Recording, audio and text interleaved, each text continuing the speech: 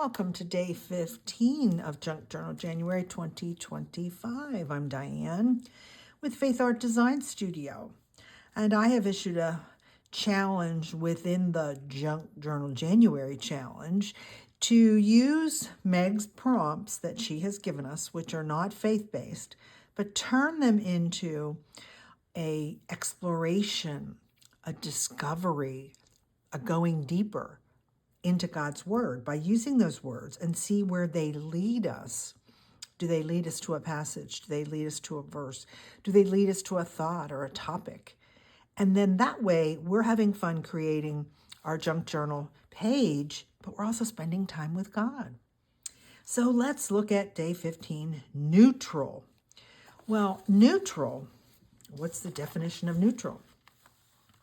We're going to be on this page. Okay. I told you yesterday I went and got my little dictionary and cut up all my descriptions, so I have them, the definitions. Neutral, number one, on neither side in a quarrel or a war. Switzerland was neutral. We always think of that, right? Number two, a neutral person or country, one not taking part in a war. It's kind of the same as number one, right? Number three is more artistic, having little or no color, grayish, like a neutral sky. And then four, didn't think about this one, the position of gears when they do not transmit motion from the engine to the wheels or other working parts. You're in neutral, right, on your car. So all that neutral, I think neutral in art is about soft colors.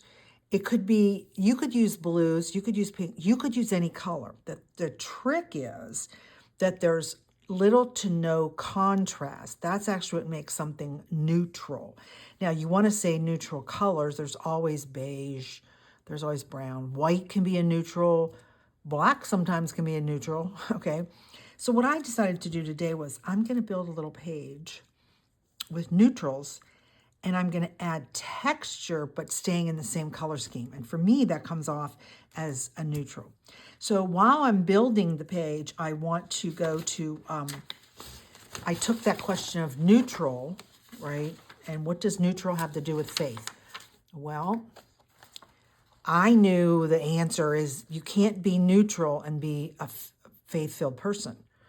Now, somebody who explained it really well was Billy Graham. I found this post, and it was called, it's in his Decision magazine, and the link is in the description. You cannot be neutral, okay? And so it says, in many parts of the world, there is a spiritual and moral vacuum. People seem to have no purpose for living, no motivating challenge. They're restless, they want a cause, they want a flag to follow. Well, guess what? Jesus Christ doesn't call us to be bystanders or spectators. The word Christian actually means a partisan for Christ. It means that you have chosen Christ and you are following Christ. So partisans are not neutral. Now, that word partisans, probably never hear that today. But partisan was a big word used if you followed anything out of World War II, because France had partisans. England had partisans. Those were people that were standing up for their country, not Germany, against the Germans. So they were partisans, okay? And so I'm going to read just a little bit about this, but again, go to the link and read it. It is a very powerful perspective on why we can't be neutral. You're going to have to make a choice. So it says, are you a Christian? Well, and this is Billy Graham talking. I mean, a true Christian, a real Christian. Many people have a wrong idea of what a Christian is. They say, well, a Christian's a person who prays. Well, Christians do pray, but prayer doesn't make a Christian. Or people say, well, Christian lives by the golden rule. But living by the golden rule doesn't make someone a Christian. A person may be sincere, doesn't make them a Christian. Some people think a Christian is one who keeps the 10 Commandments. Well, Billy said, I've never met anybody who has kept all the 10 Commandments. Everybody has broken them, okay? And it says, the Bible says that if we break even one commandment, we've broken them all. Some people say a Christian, well, that's a person who goes to church. Well, a Christian ought to go to church, but attending church doesn't make someone a Christian. I'm talking about a real, genuine, personal relationship with Christ. Do you have that? That's Billy Graham's question to us. Jesus taught there are two roads, and you have to choose which road you will take. There are two destinies, heaven or hell. You have to make a choice. And in our society over the last 10 to 15 years, everything has become, they redefine words that had a specific meaning and tell you, oh, that's not the meaning. Now here's the meaning. They're trying to neutralize everything. They're trying to make everything be acceptable. And Jesus tells us, guess what? Not everything is acceptable. And the bottom line is you have to choose. So he says, well, what is a Christian? And I love this. If you get nothing else out of this today, these are perfect. First, a Christian is a person who has made a choice. 2, a change has taken place in that person's life. And 3, they've accepted a challenge. So first, a Christian is a person who's made a choice. All through the Bible, we're asked to make choices. Adam and Eve in the Garden of Eden made the wrong choice. Our first parents broke God's law and passed the results of their disobedience on to us, right? We're all capable of sin. David sinned, right? So we have to choose. Jesus said, enter by the narrow gate, for wide is the gate and broad is the way that leads to destruction, right? That's so true, and we see that today. And there are many who go in by it, because narrow is the gate and difficult is the way which leads to life, and there are few who find it. The vast majority are on a broad road that leads to judgment, destruction, and hell. And his question, which road are you on? Well, I'm clear what road I'm on. I know that. I've made that choice. And you get a lot of people who don't like you after you make that choice. Second, a Christian is a person whose life has been changed. That is done by the Holy Spirit. The moment you receive Christ, the Spirit of God comes to live in your heart, right? People are changed by the renewing of their minds, and they act the way they believe. So if to change from a defeated, problem-oriented person depends on your changing your mind. Billy said, I'm asking you to change your mind about God and about Christ. Follow him and find the peace and satisfaction that he gives. And then the third point was, a Christian is a person who has accepted a challenge. Jesus said, if anyone desires to come after me, let him deny himself and take up his cross and follow me. Matthew 16:24. In other words, we must deny ourselves, our own selfish ambitions, our own selfish sinful pleasures. Then we turn and take up our cross. So continue reading this. This is like so cool. And then I love this. This is what I hear a lot in society. Some people resist the idea of a choice of any sort. They don't want to be called narrow, but Jesus taught there are two roads and you have to choose which road you will take. There are two masters and you have to choose which master you're going to serve. There are two destinies, heaven or hell, and you have to make a choice. So I just thought that was so perfect. So while I'm going to make a neutral art page, okay? We can't be neutral in our faith. So let's think about that. Billy Graham was such a powerful person, wasn't he? God used him. If you ever read his testimony of, him being, in fact, he says it right in this article. Hold on. I remember the night I committed my life to Christ. It was at an evangelistic meeting. I went forward because I deeply wanted Christ. I knew that I really didn't know Christ and that I didn't have a personal relationship with him. And that night I got on my knees beside my bed and said, oh God, I don't know much about what I've done tonight, and I certainly don't know much about you. But what little I do know, please change me and make me a new person. And from that night on, he was different. God had taken over his life and began to move in his life in the most marvelous ways. Well, yeah, God used him, and he listened, didn't he? He sure did listen.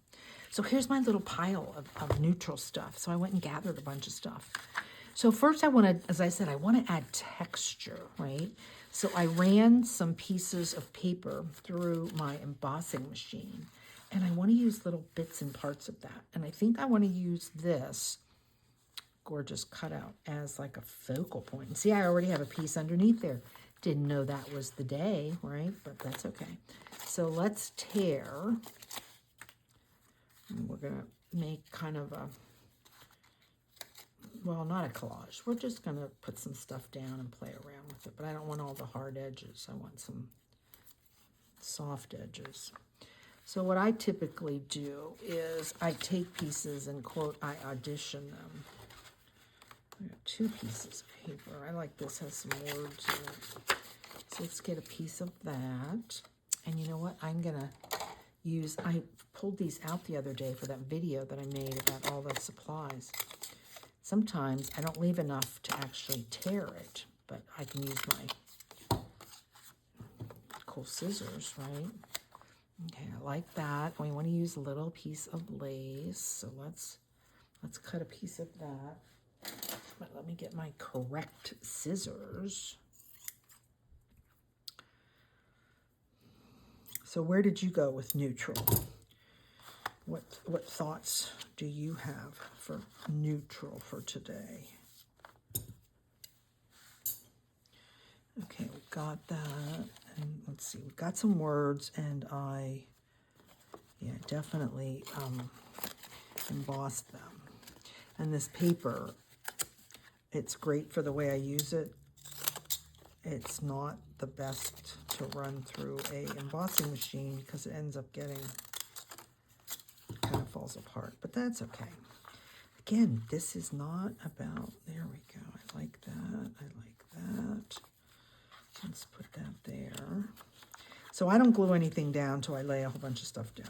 Then I kind of go, yep, that's it. And then I glue things down. So we've used that, I've used that. I think we need a little darker piece. Let's see if we use this. Do you have an embossing machine? Does anybody have an embossing machine that follows me? Do you have the hand crank or do you have an electric one? I had the Sizzix hand crank and I loved it, but as I've gotten older, I just don't have the strength in my hands. And so to try and put, to crank that, hold it down and crank it at the same time, oh, it was just way too much. So I splurged last year and bought myself the electric one, and oh my gosh, that makes such a huge difference. It truly does. So we just kind of lay things around, play with it. I don't know that I need that. Oh, we could put some music on there, couldn't we? Let's see if we can fit a little bit of, oh, music might go over here under this. Let's put that over there. Yeah, I like that. Okay, that works. And then, where's that piece that I wanted to use? Oh, there it is. Now the question will be, do I even need this? Oh, isn't that gorgeous? Yes, look at that. That looks perfect. So neutral, all the same tones, but if this was all just plain flat paper, it wouldn't be as fun. It would absolutely not be as fun. So having all the textures that I did, yeah, I think that is kind of fun. So now I have to take these back off, right? And hopefully remember. Now, I don't know if you noticed, I started using this Yoo-hoo stick. I have been using the Pritt stick for almost a year, and I love it. I'm not complaining about it. The last set of 10 that I just bought, it is so smelly, it actually like gags me. So I don't know if it got like too cold, or maybe probably got too hot or something in transit.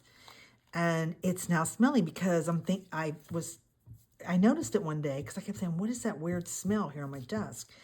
And I thought, no, I would not have bought more of this if it smelled bad. So I only can surmise that something happened to it. So I decided, before I bought anything else, I would buy one new glue stick and see if I liked it. So there's no smell with Oohoo. Now, as you can see with Oohoo, it is extremely juicy, much more juicy. It's softer, I guess is what I'm going to say. Okay, it's softer than the Pritt stick. Oops. Oh, they're both right. So I'm not saying, I think they're just different. They're different the way they work. I feel like I don't have to put as much of that on because it's so sticky. Gooey, I guess is what I'm trying to say. And how are we going to put that on there? I think I will get out the glitter glue. Okay, let's put some on the lace directly. So make sure you come back today, because today's Wednesday, and at 9 o'clock I have a new video showing another set of heart pockets. So somebody answered my question with, yeah, I'd like to see a neutral set. So that got me thinking and playing around on my computer, and I realized that I had all this steampunk stuff that I haven't made a kit out of. So guess what's coming today? Steampunk hidden pockets. That's what's coming out today. So I just finished that video, and it is up. It is up for Wednesday. So let me know what you think. I think they're really cool, actually. They came out so awesome. I think you're really going to like them. Now, somehow I feel like this might be too big. Let's rip some of it off. Yeah, I don't want to cover up all that stuff. Okay. Of course, I didn't edge anything. Oh, guess what? I guess that's going to work. And then we're going to put this beautiful butterfly. I got this from Temu in a pack of cutouts. There was like 10 cutouts in there, probably for $1.50. They're beautiful. Now, yes, I have an electric die cut embossing machine, as I just said. But I don't believe that I can make them this fine. That machine doesn't do that. It can definitely cut out fine parts, but first of all, I don't have the die. I don't want to buy the die because I probably hardly ever use it. So I just bought these from Temu. So let's put that on there. Oh yes, isn't that pretty, pretty? Oops, but I kind of got it crooked. Hold on, Diane. It should go straight. Its wings would go across like that. This is a really messy page today. There we go. Yeah, let me grab a wiper for wipe my fingers. So I hope you read Billy Graham's post. And are you a real Christian, as he says? Has the 3 things happened to you? You've made a choice. You've accepted the challenge, right? That's a good question for us to ask today. Okay, I like that. Now what we could do is I could stick a couple words on there. This is left over from one of my kits. Mighty God. You know what? I just want to add mighty God. This is some word fetty is what I call it. I don't remember which kit it's from, to be honest. But let's stick this on there. That looks good. Mighty God. Remembering that it's all about our faith. It's all about making the choice. Which road? Oh, I didn't put this on. Which road we're going to go down. Well, I had it there, unless I put it right there. I guess I could stick it there. No, I think it detracts. I think that works just the way we did it. So, as always, please like my video. Please share my video. Please comment, leave an answer to the question. And hopefully you are subscribed. And I will see you tomorrow for day 16.